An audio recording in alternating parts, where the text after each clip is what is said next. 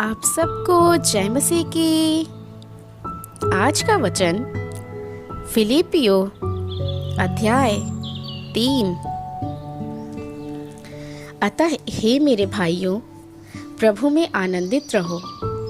वे ही बातें तुमको बारंबार लिखने में मुझे तो कुछ कष्ट नहीं होता, क्योंकि इसमें तुम्हारी सुरक्षा है। कुत्तों, कुकर्मियों और झूठे खतने से सावधान रहो।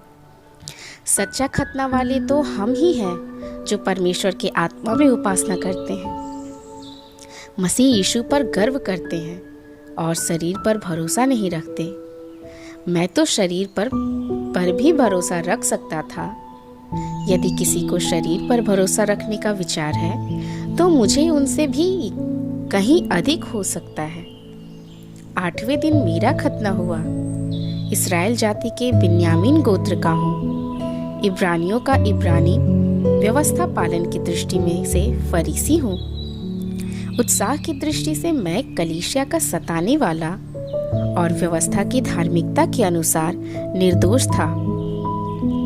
परंतु जो बातें मेरे लाभ की थी, उन्हीं को मैंने मसीह के कारण हानि समझ लिया है। इससे भी बढ़कर मैं अपने प्रभु यीशु मसीह को ज्ञान की श्रेष्ठता के कारण सब बातों को तुच्छ समझता हूँ, जिसके कारण मैंने सब वस्तुओं की हानि उठाई है और उन्हें कूड़ा समझता हूँ, जिससे मैं मसीह को प्राप्त करूँ और मैं मसीह में पाया जाऊँ। यह अपनी उस धार्मिकता से नहीं जो व्यवस्था से उत्पन्न होती है, परंतु उस धार्मिकता से जो मसीह पर विश्वास करने से मिलती है, अर्थात उस धार्मिकता से जो केवल विश्वास के आधार पर परमेश्वर से प्राप्त होती है, जिससे कि मैं उसको और उसके जी उठने के सामर्थ्य को तथा उसके साथ दुखों में सहभागी होने के मर्म को जानूं, कि उसकी मृत्यु की समानता को प्राप्त करूं, कि मैं भी मृतकों के पुनरुत्थान को प्राप्त कर सकूं। यह नहीं कि मैं प्राप्त कर चुका हूं या सिद्ध हो चुका हूं, पर उस उद्देश्य की पूर्ति के लिए अग्रसर होता जाता हूं, जिसके लिए मसीह यीशु ने मुझे पकड़ा था।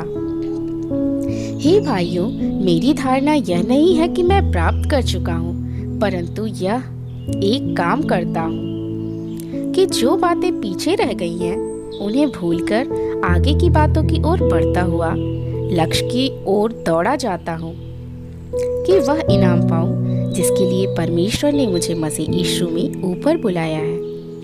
अतः हम में से जितने परिपक्व हैं, यही विचार रखें, और यदि किसी बात में तुम्हारा मतभेद हो तो परमेश्वर उसे भी तुम पर प्रकट कर देगा। जिस स्तर तक हम पहुंच चुके हैं, उसी के अनुसार आचरण करें।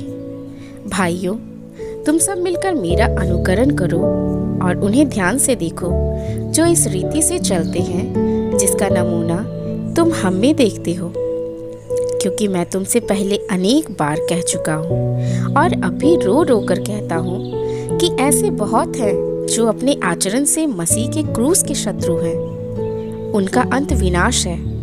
उनका परमेश्वर पेट है। वे अपनी निर्लज्जता की बातों पर गर्व करते हैं और सांसारिक वस्तुओं पर मन लगाए रहते हैं। परंतु हमारी नागरिकता स्वर्ग की है, जहाँ से हम उद्धारकर्ता प्रभु यीशु मसीह के आगमन की प्रतीक्षा उत्सुकता से कर रहे हैं।